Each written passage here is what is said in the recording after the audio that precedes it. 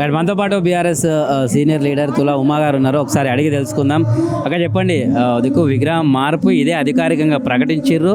Plus ఎప్పుడు BRS దానికి హోదా ఇవ్వలేదు అని చెప్పేసి అని అంటున్నారు. ఓవైపు బీఆర్ఎస్ ఎందుకు వ్యతిరేకిస్తుంది? సార్, ఎంత దారుణం అంటే తెలంగాణ తల్లి రూపురేఖలు ఎట్లా ఉండాలి, ఆమెను ఎట్లా పెట్టాలి అనేది మొత్తం ఆనాడు తెలంగాణ ఉద్యమంలో నెలల తరబడి కేసీఆర్ గారు మేధావులను, ఉద్యోగస్తులను, తెలంగాణలో ఉన్నటువంటి ప్రముఖులను అందరినీ కూడా పిలిచి మాట్లాడి అందరి అభిప్రాయాల మేరకే దాన్ని తయారు చేపించి విగ్రహాన్ని చాలా గొప్పగా ఆవిష్కరించుకోవడం జరిగింది. అట్లాంటి ఆ తల్లిని ఎంత గౌరవం అంటే ఏ ప్రోగ్రాం చేసినా కూడా తల్లిని గౌరవించుకొని తల్లికి పూలదండ వేసి మేము కార్యక్రమాల్ని స్టార్ట్ చేసుకునేటువంటి ఒక సాంప్రదాయం అనేది ఉన్నది తెలంగాణలో. అట్లా ఎక్కడ చూసినా కూడా మండల కేంద్రాలలో కావచ్చు, విలేజ్లలో కావచ్చు, ఎక్కడ చూసినా కూడా తెలంగాణ తల్లి ఉన్నది. తెలంగాణ తల్లికి ఇట్లా ఉండాలనేది బతుకమ్మ మన తెలంగాణకు ఒక సింబాలికంగా ఉన్నటువంటిది బతుకమ్మను పెట్టాలనుకున్నాము, కంకి గుర్తును పెట్టాలనుకున్నాము.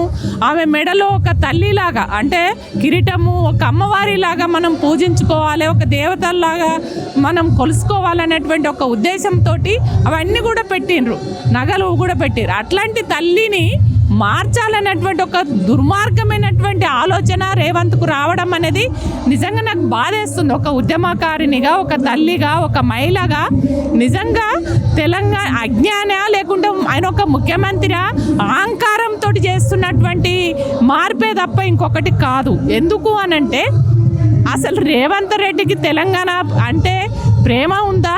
తెలంగాణ ఉద్యమం కానీ తెలంగాణలో తెలంగాణ ప్రజల యొక్క మనోభావాలు, తెలంగాణ సాంప్రదాయాలు, కళలు, సంస్కృతి పట్ల ఆయనకి ఏమన్నా అవగాహన ఉన్నదా? అది ఉన్నట్లయితే ఇట్లాంటి పనులు చేయడు. ఎందుకు అనంటే ఇవాళ ఇప్పటికీ సంవత్సరం పూర్తయింది ఆయన పరిపాలన.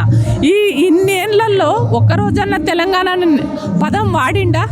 తెలంగాణ పచ్చి తెలంగాణ వ్యతిరేకి, ఆనాడు సమైక్యవాదుల పక్షాన ఉండి వాళ్లకు మద్దతుదారుగా ఉన్నటువంటి వ్యక్తి ఇవాళ తెలంగాణ రాష్ట్రం వచ్చినాక తెలంగాణ రాష్ట్రంలో ఆయన ముఖ్యమంత్రిగా కొనసాగే అర్హతనే లేదు.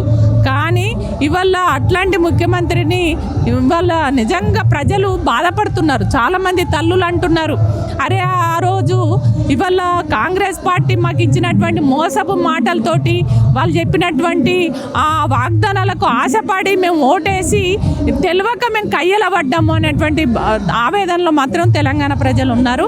ఖచ్చితంగా తెలంగాణ తల్లి మార్పు అనేది ఏదైతే చేయాలని అనుకున్నాడో అంటే తెలంగాణ తల్లిని కానీ, తెలంగాణ మహిళల్ని కానీ, తెలంగాణ బతుకమ్మని కానీ, తెలంగాణ సంస్కృతిని అన్నిటినీ కూడా అవమానపరిచినట్టు, అగౌరవపరిచినట్టుగానే ఒక తల్లిగా నేను బాధపడుతున్నా, ఆవేదన చెందుతున్నా.